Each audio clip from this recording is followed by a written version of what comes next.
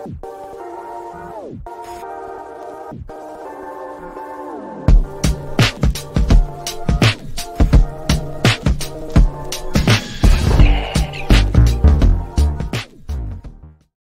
Fire fans, welcome back to Feed the Fire, a Chicago Fire podcast. We are previewing the Chicago Fire's second match this season against the Philadelphia Union, this time being played at home Saturday, April 15th at Soldier Field.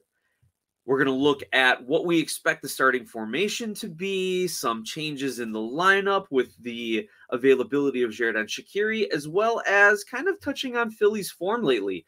They are not living up to standards.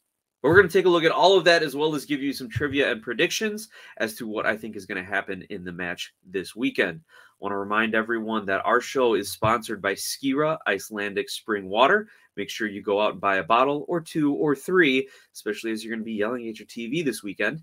And Xerdan Icelandic Spring Water is available at your local 7-Eleven. And thanks to everyone who's following along on Spotify, on YouTube, any other podcast platform out there, as well as everyone listening locally and overseas. And of course, a blessed Holy Week and a Kalo Pascha, Kali Anastasi, a blessed resurrection to all of our Orthodox listeners who are celebrating Easter this upcoming weekend. Now, let's get into the match preview. Always got to do a little housekeeping, right? Now, the match preview, Chicago Fire versus the Union, 4:15, April 15th, 7:30 p.m. Kickoff, about 10 minutes after that coverage begins, right? In the last meeting, the Union defeated the Fire 1-0 back on March 11th. It was a late winner for the Union. And, a lot of Fire fans were like, well, if you say before the match, we're going to only lose in Philly 1-0, I guess you take it. You accept the fact that the Fire just weren't that good. But when you watch the game, we were almost left disappointed that the Fire didn't at least salvage a draw in that one. Like, expectations changed during that match because the Fire were kind of keeping Philly in check and Philly weren't really threatening. So now that we've had that experience, given the Fire's recent run of form, they've gone 4 games unbeaten since that loss to Philly with 2 wins and 2 draws. And the Union have only won 2 of their last 11 matches in Chicago. There are some bigger expectations now here for the Chicago Fire. So history is boding well for the Fire as well as recent form. But my biggest question for the Fire is how are they going to start their lineup? What's going to be their starting lineup, especially with Gutierrez and Xerdan Shaqiri having to be on the pitch at the same time? Now, this is a good problem to have, especially for manager Ezra Hendrickson, though I think he would probably prefer to have an injury decided for him or have Gutierrez have a bad performance and decided for him that he can start Shaqiri in that center mid spot that he has so often alluded to in post-game comments that is Shaq's starting role. However, Gutierrez has been playing really well, and Shaqiri, by payroll and by pedigree, is the best player on this Chicago Fire team, and you want to put your best players out on the pitch. So what I think is going to happen is that you keep Gutierrez centrally. You keep him running the offense. You allow him to have a little bit more range, a little bit more space on the field. And Shaqiri, who has played on the wing in his career, is still able to play those balls into the channels for the strikers, is able to play those crosses into the box if he gets upfield a little bit more. We have seen Kai Kamara, I think, was it in the DC match? I forget which match it was. Kai Kamara has gotten into the corners, gotten in deep, gotten into the channels, to use the lingo, and then try to also create. He is best in the box, but worst case scenario, he can drift out into some wide areas in the attacking third and maybe create a little bit with Shaqiri. I wouldn't want to see that. I would want that as a second, maybe third option, of course, if there's nothing else going offensively. But Shaqiri does like to play balls into the box from the middle third of the field, and Kai is a good enough striker. He's an excellent striker, but he's a good enough striker to recognize that and get in good spaces. Just look at that goal last week where Arnaud Souquet played that beautiful cross in. It was the second goal, the diving header that Kai got on the end of. It was an early run from him into the center of the box, and Souquet found him. I expect to see more of that from Souquet as well as from Kai and Shaqiri. So, again, Shaqiri can still be effective on the wing, but Gutierrez needs to stay in the middle because that's when the Fire have been at their best. I wouldn't be surprised if Ezra does try to tinker a little bit with his formation, maybe not going away from the 4-2-3-1 when they're in their defensive shape, but maybe trying to do something a little different with Shaqiri when they get into their offensive rhythm. All right, let's look at the back line because that is the other question that people have been asking, that I have been asking, right? The story is who's going to start out of these four? Miguel Navarro, Arnaud Souquet, Jonathan Dean, and Alonso Aceves. Now, Aceves has had about 3 weeks or so since coming to Chicago on loan from Liga MX, right? And so he should be fitting into the rhythm of the players, into the training, into everything that Ezra Hendrickson and the coaching staff would expect out of him. So the whole idea of, well, he's new and getting acclimated probably isn't going to fly if they don't want to put him in the game. But knowing Ezra and the fact that he doesn't like to mess around too much with his starting lineup and his formations, he likes consistency. And there's a lot to be said for that, especially when things are going okay enough for the Chicago Fire. I don't want to say as good as they have been because, you know, they're sitting in sixth in the playoff table right now. 2 wins and 2 draws is their recent form. I'm not going to say they're on a steamroll here, right? But they're playing pretty well. This is one of the better stretches that they've had under Ezra Hendrickson, so I don't think he's going to want to change that up, which is why I think he's going to keep Navarro and Souquet as your 2 starting outside backs. He's going to keep Tehran and Chihos as your starting center backs, and then this gives him the flexibility that he has been talking about in the last couple post-game conferences, where if they want to go to a 5 in the back defensive shape like we saw last week, you can bring Wyatt Olmsberg in. Olmsberg, who had a brief stint in that last game and then went out and played a full 90 in Chicago Fire 2 game.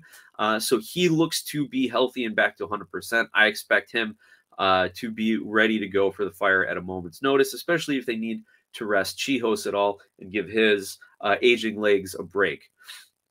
So we've got Olmsberg and available off the bench to come in if we need to shore up the back line. But also you can bring in Jonathan Dean, who has been a pretty decent two-way player since coming to the Chicago Fire and since playing in MLS. He can push forward and he can also track back. He knows how to read the game, read those passing lanes, which has been huge for the Fire team, who kind of has struggled in transition defense a little bit this season. Also, you've got Alonso Aceves. If you're chasing the game, put him in, send him forward, let him try and get into the offensive line, right? So there's a lot of options now off the bench. We have been critical of the Chicago Fire for their lack of depth because once, 1 or 2 guys go out with injuries, yellow card, red card suspensions, which gets into disciplinary issues, which have not been as big of an issue as of late. We see the lack of depth that the Fire have. But now that they've got their full complement of players ready to go, here's hoping Fede Navarro can come back and start this week in that central defensive mid position. Don't know if they'll give him a little extra time, especially considering this Philadelphia Union team is most likely going to sit back and play more of a conservative defensive bunker and counter style. At least that's what I'm anticipating. The Fire have some options here and can maybe make some late game adjustments. Ezra Hendrickson has not been making such adjustments. He's been very reactive. He has been very out-coached, I would say, in most of his tenure with the Fire. But last week we saw him pull the right strings. We saw Minnesota United go offensive, and then we saw with their subs in the second half, and then we saw Ezra Hendrickson within 8 minutes change the formation, bring in defensive subs, and then drop Gutierrez up top in a 4-5-1 and allow him to be the outlet for their defense. So he actually made some really good adjustments last week, and with the player availability, with the depth on the outside backs, we can see him be flexible again this week. Let's hope last week was the blueprint for the Fire, playing from ahead, playing with the lead. Now, the next big question for the Chicago Fire is, where will the goals come from? Last week, Kai Kamara started. I think that's his first start for the Chicago Fire this season. And he ends up with 2 goals, bags himself a brace. 2 excellent goals. The first one, lucky deflection. Second one, great great header to the far post, but both of them due to Kai being in the right position at the right time. He is clearly the best scoring option now, so I don't expect that to change. I do expect him to get the start. I don't see Ezra being overly sentimental and wanting to have Shabilko start against his former club, especially now that it's been a couple seasons. But Kai Kamara is your best scoring option. I expect him to get the start. Now, do we see Ezra follow his usual substitution pattern and pull Kai either at halftime? I shouldn't say pull Kai, pull the starting forward like he had been doing with Shabilko at halftime or around the 60th minute. And if he does, at that point, do you see Shabilko come in? Do you see Gutierrez come in? I imagine it'll be the same as last week, where if they're playing with the lead, you bring Shabilko and Gutierrez in, change your formation to go defensive, let Shabilko drop a little bit deeper, have him try to do a little hold-up play, or in the event that they do get on a counterattack, he can be your second runner into the box, with Gutierrez being the main outlet and the primary attacker on any sort of offensive play. But I do want to see Gutierrez back in this game. He was competent last week, as I mentioned in our recap of that match. He did what you needed him to do. As the lone striker in a 5-4-1 formation, a very defensive formation, he got out where he needed to be the outlet. He held the ball up and threatened when he could, right? So he played very competently, a great first MLS match for him.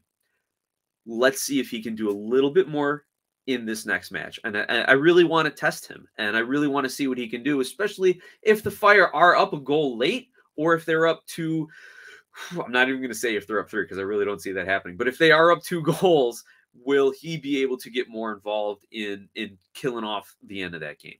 That's what I want to see from Gutierrez. And if they are level, or if they're chasing the game, how does he get himself into dangerous positions? Is he going to be like a Shabilko who drops back into the middle of the field and then tries to get involved that way? I don't want to see that. I don't think it's effective for Shabilko or will be for Gutierrez. I want him in an attacking position. I want him in and around the box. Now let's flip to the other side of the field here and take a look at the Union, because the Fire are catching the Union at the right time. Philadelphia finished up their CCL, their Concacaf Champions League matchup against Atlas on Wednesday, and have been rotating their MLS squads in order to focus on Champions League. Now, the semifinals against LAFC in Champions League are going to be on April 25th, about 12 days or so away. I anticipate the Union are going to continue to limit minutes, especially when you have to finish in the top 9 just to make the playoffs. I don't think the Union are hard-pressed to go out and try and earn a lot of points early in the season. They can do that later on in the season, especially when you have a team struggling mightily like Montreal, and you have some other teams toward the bottom of the Eastern Conference that Philly could pick up 4 or 6 points with late in the season. Also, Philly does have depth. So this is what we got to caution any sort of, Philly's tired, they're worried about CCL. They do have depth. They have some good young players and who have been playing in this Philly system since joining their academies at a young age, right? Also, Philly's a pretty good defensive team despite their current standing.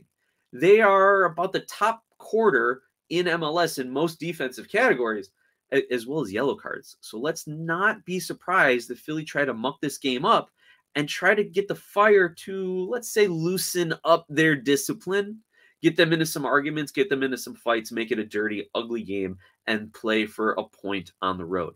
That's what Chicago's got to watch out for. So on top of that, Chicago is really going to need their defensive mids to keep a good defensive shape to prevent Philadelphia from establishing any possession in the midfield and prevent Philadelphia from any sort of counterattack. And we're going to need those outside backs to make sure they're tracking runners. What we cannot have happen, and what I am still worried about from the Fire from the defensive perspective, we saw it in the Cincy game, especially. We saw it in the Miami game, where the Fire defenders get caught in a counterattack and they're not sure where their positioning needs to be, which runners to pick up, and they just backpedal and backpedal and backpedal. And before you know it, they're inside their own 18, allowing the opposing counterattack to have progressed the ball all the way up the field and then giving them an open look from about 20 yards out. And we've seen that bite the Fire in several games, and it still worries me. Now, Brady has been playing really well in goal, other than that one big mistake last week. Fortunately, it didn't cost the Fire any points. But you know then that opposing teams are going to see that, and they are going to start teeing off from 18, 20, 25 yards out. Also, I think the Fire, from a defensive kind of tactic, need to make opposing players make fast decisions, especially in this Philly game here. I don't think Philly have players who are excelling at 1v1 attacking. So if the Fire can force them into a decision early, then they may make the wrong decision more often than not. Philly likes to either counterattack and get on a fast break where there really isn't much of a decision for their attacker, and it's just go straight at the goal and see what you can do. Or they also like to have a little bit of an overload on one side of the field, have some intricate passing, and kind of work the ball around in dangerous areas. And if the Fire can make them make fast decisions, I think that'll bode well for the Fire defense. Now, before I get into my prediction, a little bit of trivia, a little bit of something I saw on Twitter here from MLS Gone Wild. You can follow him at MLS Gone Wild. The top goal converting teams in Major League Soccer. And that is, if you look at goals per shot on target, Chicago Fire lead the league at 53%. The Chicago Fire have the highest goals per shot on target in Major League Soccer. Now, we got to take that with a little bit of a grain of salt, because the Chicago Fire's expected goals is actually 7.4, which puts them in 18th. They've actually scored 9 goals, so they're just outperforming their expected goals. So the goals per shot on target is a little deceiving, because the Chicago Fire, then one, the shots they are taking aren't on target, and we've talked about that a little bit with Chris Mueller, a little bit with Gaston Jimenez, who Jimenez likes to, take his shots from 25, 30 yards out. He looks like he's kicking field goals sometimes at Soldier Field. And we've also talked about in the past that the Fire's expected goals, they're not generating high percentage shots, right? So but in the times they actually put the ball on frame, about every other shot, it's going in the back of the net. Now, you got to remember, I don't know if that takes into account the one penalty kick goal that Rafa Chijos had against Cincinnati, I believe. I think against Cincinnati. So maybe there is a little bit of fudging of the numbers there, but still, the Fire, if they can start turning their opportunities on goal, according to the numbers here, according to this one statistic, it would bode well for them. Now, on to the prediction here. We got Philly rotating for CCL, playing away, probably playing conservatively. The Fire are in good form, but they will have to adjust to Shaqiri possibly being back in the lineup, Fede Navarro being back in the lineup. But I think if Brady and the defense stay solid, limit any sort of defensive mistakes or lapses, this should be 3 points at home for the men in red. I'll give them a 2-1 victory over Philadelphia Union. Sorry, Doop fans. I just think that's the way the teams are headed.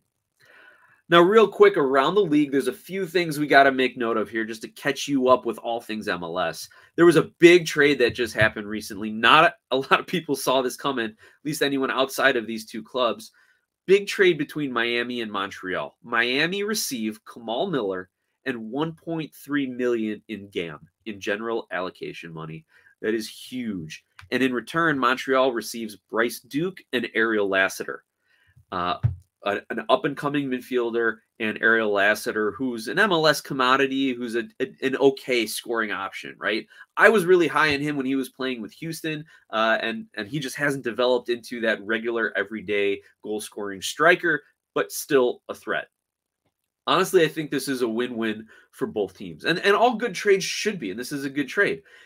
But it's a much bigger win for Miami, who not only bolster their defense, we've seen their defensive lapses, especially against the Chicago Fire, giving up 3 goals and not tracking second and third runners. So getting Kamal Miller is going to be huge for them. But also they get a boatload of cash, $1.3 million in general allocation money. That is insane. I wonder what Montreal was thinking with the bookkeeping on this one, right? The biggest interleague trades that we've seen for players are around $2 million for designated players or fringe national team players, right? To get $1.3 million and Kamal Miller in return for a competent striker, an Ariel Lassiter, and an upcoming talent in Bryce Duke, like that is a major, major victory for Inter Miami. And they're going to have a lot of money to spend once those roster restrictions are taken off of them. This is amazing. Watch Miami, and hopefully Montreal can take Duke and Lassiter and kind of build around them and kind of steady the ship, as they have been playing very, very poorly at the beginning of the season. A couple other things to watch for: Concacaf Champions League, as we've alluded to previously. LAFC and Philadelphia Union are in the semifinals on one half of the bracket, so you're going to get an MLS team in the final. And on the other half of the bracket, it's León and most likely Tigres, pending the outcome tonight, Thursday. I'm recording this Thursday morning, as on the other side of the semis. So most likely Tigres is going to advance, and then we'll have another Liga MX MLS final matchup. Isn't that what we all want? Isn't that what we want to see, MLS fans? Anyway, also U.S. Open Cups going on. So in local Chicago news, we got Chicago House defeating Forward Madison to advance to take on the Chicago Fire on April 26th, as it's scheduled currently. Now, Chicago House is an amateur club playing in the Midwest Premier League, which they have a partnership with the National Independent Soccer Association, which is Tier 3 in the United States Soccer Federation. So you've got MLS Tier 1, you've got USL Tier 2, and then you've got NISA Tier 3, again, with some variances, especially with USL Championship, League 1 and League 2. But it'll be really cool to see the Chicago Fire match up against a local team, albeit an amateur team. So hopefully the Chicago Fire are going to win this one fairly easily, and at least we're not going to have to worry about them losing to a USL team again this season. But a very cool kind of local matchup here. Also, around the league matches to watch, right? For me, it's going to be the battle of the bad, Montreal versus DC. This could be wooden spoon implication matchup here. Additionally, on the top half of the Eastern Conference table, Columbus Crew are hosting the New England Revolution. This is going to be a really interesting matchup. Two teams who've been banging in goals, who look to be in really good form and could really assert themselves as a top 3 team in the Eastern Conference with a win here. Could be lots of goals in this one. Looking out west, I'm watching Portland versus Seattle. It's Cascadia Cup. It's a rivalry matchup, and it could be just what the Timbers need to, again, right the ship and get their season going in the correct direction. They have been struggling mightily, and maybe it's time for them to turn the roster over. Even with Evander coming in, and he's not been really effective when he's been playing, maybe it is time for them to move on from kind of their old guard and just flip the roster and rebuild it. But if they perform well against Seattle, who knows what that does for their season. I don't think they're going to win, despite being at home. Seattle's just too good right now. But anyway, something to watch for. And with that, I want to thank all of our viewers on YouTube, our listeners on Spotify, or wherever else you're getting your podcasts. Go ahead and follow us along on Spotify. It is our primary broadcasting method, and it really helps bolster us and push us out to a lot of new listeners. Our audience is steadily growing, and we couldn't do that with those of you who are already listening, liking, and subscribing. Again, go out, buy a bottle of Skira Icelandic spring water next time you're walking by a local 7-Eleven. Follow us on social media at Glasshouse Soccer, and I will respond as best I can to any emails or direct messages we get. Enjoy all the matches this weekend, fans, and we look forward to recapping a Chicago Fire victory, hopefully, next week. Thanks.